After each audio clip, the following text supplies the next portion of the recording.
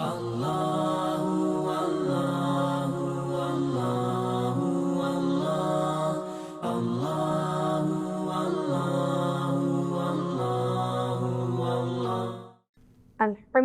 رب العالمین، الصلاۃ والسلام علی سید المرسلین، اما بعد فاعوذ باللہ من الشیطان الرجیم، بسم اللہ الرحمن الرحیم۔ السلام علیکم ورحمۃ اللہ وبرکاتہ ومغفرہ۔ انشاءاللہ تبارک و تعالی آج کی نشست میں ہم تزکیہ نفس سے متعلق حدیث مبارکہ پڑھیں گے۔ باقی شریف میں حضرت جابر رضی اللہ تعالیٰ عنہ سے روایت ہے، ان جابر رضی اللہ تعالیٰ عنہ قال قدم علی رسول اللہ صلی اللہ علیہ وآلہ وسلم قوم غزاة فقال قدمتم خیر مقدم من الجہاد الاصغر الى الجہاد الاکبر، قیل وما الجہاد الاکبر؟ قال مجاہدۃ العبد ہوا۔ حضرت جابر رضی اللہ تعالیٰ عنہ سے روایت ہے کہ حضور علیہ الصلاۃ والسلام کے پاس غازیوں کی ایک جماعت حاضر ہوئی۔ آپ صلی اللہ علیہ وسلم نے فرمایا، تمہیں جہاد اصغر یعنی جہاد بالسیف سے جہاد اکبر یعنی جہاد بالنفس کی طرف لوٹ کر آنا مبارک ہو۔ عرض کیا گیا، جہاد اکبر ہے کیا؟ آپ نے فرمایا، انسان کا اپنی نفسانی خواہشات کے خلاف جہاد کرنا جہاد اکبر ہے۔ تزکیہ نفس ایک قرآنی اصطلاح ہے۔ تزکیہ کا لفظی معنی ہے پاک صاف کرنا، نشوونما دینا۔ مراد یہ کہ نفس انسانی میں موجود شر کے فطری غلبے کو دور کرنا اور اسے گناہوں کی آلودگیوں اور آلائشوں سے پاک کرنا جو کہ روحانی نشوونما میں رکاوٹ بنتی ہوں۔ ان تمام بدی کی خواہشات پر غلبہ پا لینے کا عمل تزکیہ نفس کہلاتا ہے۔ اسے اور جو تزکیہ نفس کر لیتا ہے اس کے لیے قرآن پاک میں اللہ کریم سورہ اعلیٰ آیت نمبر 14 میں ارشاد فرماتا ہے، قد افلح من تزکا، بے شک فلاح پا گیا جس نے اپنے نفس کو پاکیزہ کر لیا۔ اور جب نفس پاکیزہ ہو جاتا ہے تو اس کے ہمیں ثمرات بھی ملتے ہیں، اور نفس کو پاکیزہ نہ کرنے کی صورت میں ہمیں وعید بھی بتلائی جاتی ہے۔ اسی بات کو قرآن پاک میں اللہ کریم سورہ شمس آیت نمبر 9 میں اس طرح ارشاد فرماتا ہے، قد افلح من زکاہا وقد خاب من دساہا، فلاح پا گیا جس نے اپنے نفس کو پاک کیا اور نامراد ہوا جس نے معاصیت میں چھپا لیا۔ قرآن پاک میں تزکیہ نفس پر توجہ دلائی گئی، تو تزکیہ نفس کا پھر ہدف کیا ہو؟ تزکیہ کا مطمع نظر صرف اسی قدر نہیں کہ ہمارا نفس کسی نہ کسی شکل میں ٹھیک راہ پہ لگ جائے، بلکہ تزکیہ اس سے آگے بڑھ کر نفس کو بہتر سے بہتر بنانے کی جد و جہد کرتا ہے۔ تزکیہ صرف اتنا ہی نہیں چاہتا ہم خدا اور اس کی شریعت کا کچھ علم حاصل ہو جائے۔ تزکیہ کا مطمع نظر صرف اسی قدر نہیں کہ ہمارا نفس کسی نہ کسی شکل میں ٹھیک راہ پہ لگ جائے، بلکہ تزکیہ اس سے آگے بڑھ کر نفس کو بہتر سے بہتر بنانے کی جد و جہد کرتا ہے۔ تزکیہ صرف اتنا ہی نہیں چاہتا کہ ہمیں خدا اور اس کی شریعت کا کچھ علم حاصل ہو جائے، بلکہ وہ اس سے بڑھ کر یہ بھی چاہتا ہے ہمیں خدا اور اس کی صفات کی سچی اور پکی معرفت حاصل ہو جائے۔ تزکیہ صرف یہی نہیں پیش نظر رکھتا کہ ہماری عادتیں کسی حد تک سنور جائے، بلکہ وہ یہ چاہتا ہے ہم تمام مکارم اخلاق کے پیکر و مجسم بن جائے۔ تزکیہ صرف اتنے پر ہی قناعت نہیں کرتا کہ ہمارے جذبات میں ایک ہم آہنگی اور رابطہ پیدا ہو جائے، بلکہ وہ اس پر مزید ہمارے جذبات کے اندر رقت و لطافت اور سوز و گداز کی مٹھاس بھی دیکھنا چاہتا ہے۔ اس کا اصلی مطالبہ یہ ہے کہ ہمارا نفس خدا اور اس کے رسول صلی اللہ علیہ وسلم کے ہر حکم کو اس طرح بجا لائے جس طرح کہ اس کے بجا لانے کا حق ہے۔ اس کا مطالبہ ہم سے صرف خدا کی بندگی ہی کے لیے نہیں ہوتا، بلکہ اس بات کے لیے بھی ہوتا ہے ہم خدا کی اس طرح بندگی کریں گویا ہم اسے اپنے سر کی آنکھوں سے دیکھ رہے ہیں۔ مختصر الفاظ میں اس کے معنی یہ ہوئے کہ تزکیہ ایمان، اسلام اور احسان تینوں کے تقاضے بیک وقت ہمارے سامنے پیش کرتا ہے۔ وہ چاہتا ہے کہ ہم اپنے خدا کو اس کی تمام صفتوں کے ساتھ مانیں، پھر وہ یہ بھی چاہتا ہے ہم اس کے تمام احکام کی ادائیگی کے ہر گوشے میں اطاعت کریں، اور پھر اس کا مطالبہ ہم سے یہ بھی ہے کہ ماننا اور اطاعت کرنا محض رسمی اور ظاہری طریقے پر نہ ہو، بلکہ پورے شعور اور آگہی کے ساتھ ہو، جس میں ہمارے اعضاء اور جوارح کے ساتھ ہمارا دل بھی پورا شریک ہو۔ تزکیے کے اس عمل میں کوئی وقفہ یا ٹھہراؤ نہیں ہے۔ اس سفر میں کوئی موڑ یا مقام ایسا نہیں آتا جہاں پہنچ کر آدمی یہ سمجھ سکے کہ بس اب یہ آخری منزل آ گئی ہے۔ یہ بہتر سے بہتر کی تلاش و جستجو ہے۔ اس جستجو میں نگاہ کو کہیں ٹھہرنے کی جگہ نہیں ملتی۔ جس رفتار سے اعمال، اخلاق اور ظاہر و باطن میں جلا پیدا ہوتا جاتا ہے، اسی رفتار سے لطافت، حس کی ذکاوت اور آنکھوں کی بصارت بھی بڑھتی جاتی ہے۔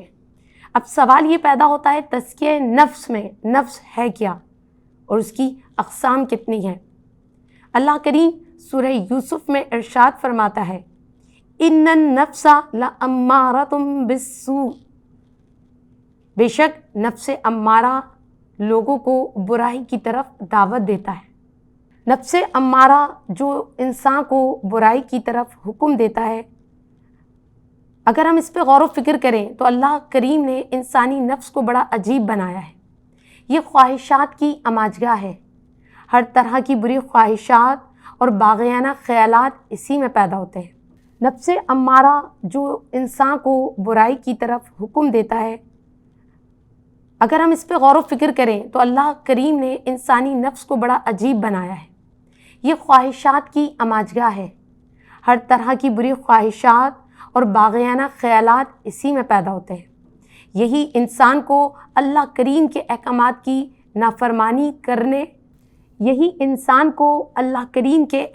کی نافرمانی کرنے کے متعلق ابھارتا ہے، اور یہی شہوت کے وقت حیوانوں جیسی حرکتیں کرتا ہے۔ غصے میں درندوں کی طرح اظہار وحشت کرتا ہے، اور جب بھوکا ہوتا ہے تو حلال و حرام کی تمیز کھو دیتا ہے، اور جب سیر ہوتا ہے تو باغی، سرکش اور متکبر ہو جاتا ہے۔ مصیبت کے وقت بے صبروں کی طرح آہذاری کرتا ہے۔ غرض کہ انسان کا نفس کسی حال میں بھی خوش نہیں رہتا۔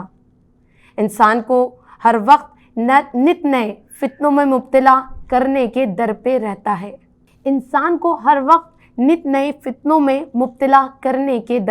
رہتا ہے۔ اور جو اس کو قابو میں لاتا ہے وہی وصال الہی کی منزل تک پہنچتا ہے، لیکن اس کو مارنا بڑا ہی مشکل ہے، اور نفس کا مرنا ہی دل کی حیات ہے۔ نفس انسانی بدن میں ایسا چور ہے جو انسان کو اللہ کی طرف مائل نہیں ہونے دیتا۔ نفس بندے اور اللہ کریم کے درمیان حجاب اکبر ہے۔ انسانی وجود کے لیے نفس اور شیطان دو ایسی قوتیں ہیں جو ہمیشہ فطرت انسانی کو گناہوں کی طرف لے جاتی ہیں۔ اگر نفس کی اصلاح اور نیک تربیت شروع ہو جائے تو وہ بتدریج باطن میں عالم ملکوت اور حیات طیبہ کی طرف ترقی کرتا ہے، اور انسان کا نفس امارہ سے لوامہ ہو جاتا ہے۔ لوامہ کے معنی ہے ملامت کرنے والا، یعنی گناہ پر انسان کو اپنا نفس ملامت کرتا ہے، پشیمانی دلاتا ہے، اور اللہ کریم کی طرف سے تائید غیبی اور توفیق باطنی ملتی ہے۔ لہٰذا گناہ پر نفس انسان کو شرمسار کرتا رہتا ہے۔ ایسے نفس کو موت، روز قیامت اور حساب کتاب وغیرہ ہر وقت یاد رہتے ہیں۔ چنانچہ اللہ کریم نے اپنے محبوب کی زبانی روز قیامت کے ساتھ ایسے نفس کی بھی قسم کھائی۔ سورہ قیامہ میں اللہ کریم فرماتا ہے لا اقسم بیوم القیامہ ولا اقسم بالنفس اللوامہ، یعنی خبردار میں قسم کھاتا ہوں روز قیامت کی، اور نیز قسم کھاتا ہوں نفس لوامہ کی۔ نفس لوامہ یعنی گناہوں پر ملامت کرنے والا نفس۔ اس کے بعد نفس کا جب تزکیہ ہوتا ہے تو وہ لوامہ سے ملہمہ ہو جاتا ہے۔ ایسا نفس گناہ کے ارتکاب سے پہلے اہل نفس کو تائید غیبی سے الہام کرتا ہے کہ خبردار، اللہ تعالیٰ سے ڈرو، گناہ ہے باز آ جاؤ۔ اور ایسے نفس کا نقشہ اللہ کریم نے اس آیت میں ایسے بیان فرمایا، سورہ نازعات آیت نمبر 40 اور 41۔ ترجمہ: اور وہ شخص قیامت کے روز اللہ کے روبرو حساب کے لیے کھڑا ہونے سے ڈرا اور اس نے اپنے نفس کو شہوات اور خواہشات نفسانی سے باز رکھا، بس ایسے شخص کا ٹھکانہ بے شک جنت ہے۔ یہ نفس ملہمہ انسان کو ارتکاب گناہ کے وقت بذریعہ تائید غیبی روکتا ہے۔ اس کے بعد جب نفس باطن میں ترقی اور عروج حاصل کرتا ہے اور اس کا تزکیہ ہو جاتا ہے تو وہ نفس مطمئنہ ہو جاتا ہے، دوست اور مقرب بن جاتا ہے، اللہ کریم اس سے راضی اور وہ اللہ سے راضی ہو جاتا ہے۔ جیسا کہ اللہ کریم ایسے اہل نفس مطمئنہ کے حق میں سورہ فجر میں اس طرح ارشاد فرماتا ہے، یا ایتھا النفس المطمئنہ ارجعی الی ربک راضیۃ مرضیہ فادخلی فی عبادی وادخلی جنتی۔ ترجمہ: اے نفس مطمئنہ، لوٹ اللہ کی طرف ایسی حالت میں کہ وہ تجھ سے راضی ہے اور تو اس سے راضی ہے، بس میرے بندگان خاص کے حلقے میں شامل ہو جا اور میری جنت قرب وصال میں داخل ہو جا۔ قرآن پاک میں تزکیہ نفس کے مصطفی صلی اللہ علیہ وسلم طریق کو یوں بیان کیا، سورہ جمعہ آیت نمبر 2، هو الذی بعث فی الامیین رسولا منہم یتلو علیہم آیاتہ ویزکیہم ویعلمہم الکتاب والحکمہ۔ ترجمہ: وہی اللہ جس نے مبعوث فرمایا امیوں میں سے ایک رسول صلی اللہ علیہ وسلم کو، جو پڑھ کے سناتا ہے ان کو اس کی آیات قرآن پاک اور ان کا تزکیہ نفس کرتا ہے اور کتاب کا علم اور حکمت دیتا ہے۔ وہی اللہ جس نے مبعوث فرمایا امیوں میں سے ایک رسول کو، جو پڑھ کے سناتا ہے ان کو اس کی آیات اور قرآن پاک اور ان کا تزکیہ نفس کرتا ہے اور کتاب کا علم اور حکمت سکھاتا ہے۔ اس آیت سے ثابت ہوتا ہے کہ پہلے آپ صلی اللہ علیہ وسلم صحابہ کرام علیہ رضوان کو قرآن پاک کی تعلیم دیتے، پھر نگاہ کامل سے ان کا تزکیہ فرماتے تاکہ ان کے قلوب پاک ہو کر قرآن کے نور کو جذب کرنے کے اہل ہو سکے، اور پھر جب نفس کا تزکیہ ہو جاتا تو تصفیہ قلب خود بخود ہو جاتا اور جلوہ حق آئینہ دل میں صاف نظر آنے لگتا اور دل جلوہ حق کے لیے بے قرار رہنے لگتا۔ بے قراری دراصل عشق الہی کا آغاز ہے اور یہ عشق و محبت کا شعلہ اچھی صحبت ہی سے بھڑکتا ہے۔ اسی طرح حضور علیہ الصلوۃ والسلام کی صحبت سے صحابہ کرام علیہ رضوان کو اللہ کا ذکر نصیب ہوا، اور حضور علیہ الصلوۃ والسلام کی صحبت سے صحابہ کرام کا ظاہر و باطن پاک و طاہر ہو گیا اور ان کے اندر معرفت الہی کی سچی تڑپ پیدا ہوئی، تو آقائے دو جہاں صلی اللہ علیہ وسلم نے لطف و کرم اور عطا کا پیالہ پلا دیا، اور اس کے پینے سے صحابہ کرام علیہ رضوان کا یزکیہم کا مرحلہ طے ہو گیا اور نفوس کا تزکیہ ہو گیا، اور جب نفس پاک ہو گئے تو اس قابل ہو گئے کہ انہیں یعلمہم الکتاب والحکمہ کے مرحلے سے گزارا جائے۔ ان کے دل اتنے پاک اور وسیع ہو گئے کہ قرآن پاک اور اللہ کی معرفت اور حکمت کا شیریں اور خالص دودھ ڈال کر لبالب بھر دیا گیا۔ اس طرح صحابہ کرام علیہ رضوان نے تزکیہ نفس نبی کریم علیہ الصلوۃ والسلام کی نگاہ، صحبت اور محفل پاک سے حاصل کیا، اور فرمایا گیا ہے کہ میرے صحابہ ستاروں کی مانند ہے، جس کی بھی پیروی کرو گے ہدایت پا جاؤ گے۔ اسی طرح نور معرفت حق کا یہ خزانہ صحابہ کرام علیہ رضوان کے بعد تابعین، پھر تبع تابعین کو صحبت سے منتقل ہوا، کیونکہ نبی کریم علیہ الصلوۃ والسلام کی رسالت تا قیامت قائم رہنے والی ہے۔ اس لیے رسول اللہ صلی اللہ علیہ وسلم نے فقراء اور عارفین کو اپنا جانشین بنایا اور انہیں لوگوں کا تزکیہ نفس کرنے کا علم نور عطا فرمایا۔ الحمدللہ آپ نے اب تک تزکیہ نفس کے حوالے سے مفصل گفتگو سماعت کی۔ یقیناً اب ذہن میں یہ بات آ رہی ہوگی کہ ہم اس تزکیہ نفس کو کب، کیسے اور کس وقت حاصل کریں۔ تو میں سمجھتی ہوں رمضان کریم تزکیہ نفس کے لیے بہترین مہینہ ہے۔ ویسے تو انسان کو جیسے ہی اپنی غفلت کا احساس ہو وہ فوراً بیدار ہو جائے اور قرب الہیہ کے مدارج کو طے کرنے کی کوشش کرے، چونکہ یہ مقدس مہینہ ہمیں ملا ہوا ہے۔ یہ مہینہ نفس کا تزکیہ کرتا ہے، برداشت سکھلاتا ہے، قرب الہیہ کی جستجو بیدار کرتا ہے۔ قرآن کی محبت کا جذبہ بھی بہت عروج پر ہوتا ہے۔ بھوک، پیاس، یہ ساری چیزوں کی برداشت ہماری روح کو بالادگی عطا کر رہی ہوتی ہے۔ شب بیداری کی لذت ہمارے نفس کو مغلوب کرتی ہے۔ گویا ہم اس ماہ میں اگر کوشش کریں تو بے مول سے انمول بن سکتے ہیں۔ انسان سے اللہ کا بندہ بننے کا سفر سرعت کے ساتھ طے کیا جا سکتا ہے۔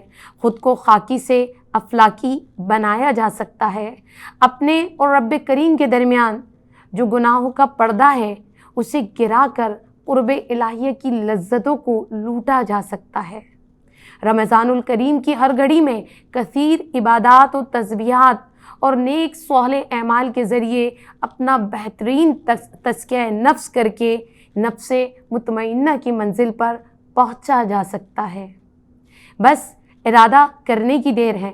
ہم ایک قدم بڑھائیں گے، اس کی رحمت 100 قدم بڑھ کر ہمیں اپنی آغوش رحمت میں لے لے گی۔ یقیناً اس ماہ سے بہترین کوئی مہینہ نہیں تزکیہ نفس کے لیے، اللہ کریم کو منانے کے لیے، اس کی معرفت حاصل کرنے کے لیے، اس کو جاننے کے لیے کہیں دیر نہ ہو جائے۔ ہم بھی اس وبائی امراض یا کسی بھی مرض میں مرنے والوں میں شامل نہ ہو جائیں، اس سے قبل اپنا تزکیہ کر کے سرخرو ہو جائیں۔ آئیے انشاءاللہ الکریم نیت کرتے ہیں اس ماہ مقدس میں یتلو علیہم آیاتہ کا صدقہ کثرت سے قرآن پاک کو سمجھ کر پڑھیں گے اور یزکیہم کے مصداق اپنے نفس کو تمام روحانی بیماریوں سے بچانے کی جاں توڑ کوشش کریں گے۔ اللہ کریم ہمارا اور سب کا حامی و ناصر۔ وآخر دعوانا ان الحمدللہ رب العالمین۔ انشاءاللہ الکریم نیت کرتے ہیں اس ماہ مقدس میں یتلو علیہم آیاتہ کا صدقہ کثرت سے قرآن پاک کو سمجھ کر پڑھیں گے اور یزکیہم کے مصداق اپنے نفس کو تمام روحانی بیماریوں سے بچانے کی جاں توڑ کوشش کریں گے۔ اللہ کریم ہمارا اور سب کا حامی و ناصر۔ وآخر دعوانا ان الحمدللہ رب العالمین۔ اللہ